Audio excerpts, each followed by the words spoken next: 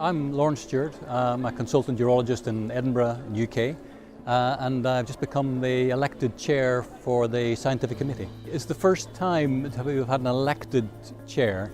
What has tended to happen in the past, or was always happening in the past, we've had a chair who has been appointed or elected, but only for the meeting in question. What we now have, we have a chair which is going to be there for 3 years. And I think what it brings stability and continuity, which is very useful. It will allow us to develop ideas over a 3-year period, and we're already looking at ways to improve our scoring system. And it, I think most importantly, gives our scientific committee representation to the Board of Trustees, which is something that's been missing all the way along. So we've depended on a member of the committee being a trustee member, which isn't always the case.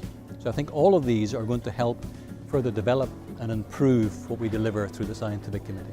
Yeah, I've been in the scientific committee longer than I like to think about. Because I was under the old rules, I had 2 years before I took over chair for the meeting in Glasgow, which is very successful, I'm glad to say.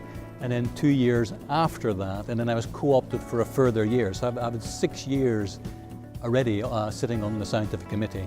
So now coming back with a gap, which was needed. So come back for another 3 years, I think it's a good thing. So I've got hopefully sufficient understanding of how it works and ideas to how we can develop it. And we're fortunate, we've got a great committee. And I'm very thankful to Nacelio Lemos, who's done a great job in the last year as chair before we held the elections. So he's done a marvellous job. It's very easy for me just to carry on and use what he's done and develop things further. So I think it's going to be a big success. Highlights have been, I think, probably the session where Mary Fitzpatrick chaired a session was excellent with Linda Brubaker, and this continuing idea of the microbiome of the bladder, which is such a new concept. Up until last year, we all believed urine was sterile, and now we believe it's anything but. It's full of bacteria, which seem to be potentially protective. I think that is a big and interesting feature. I chaired a session today where it was very interesting because we seem to be breaking into potentially 2 camps. Those that may think we should maybe try and sterilize the urine because all these bacteria are a problem, which I think is going to be impossible.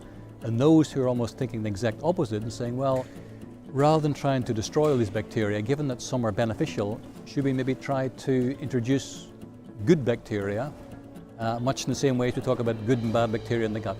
So I think that's a very exciting concept.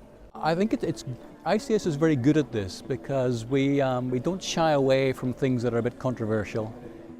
We have generally good, robust discussions about them. Of course, we need evidence, and I can't be here as scientific chair and saying we don't need the evidence. We do, but we go and look for it, and we will produce it. So I think it's a very interesting time. This is a significant paradigm shift in how we consider the functioning of the bladder. On a social element, if I may, I'm still looking for a bar, I'm told, where the monkeys will come and serve you beer. Don't know where it is, but I'm going to find it.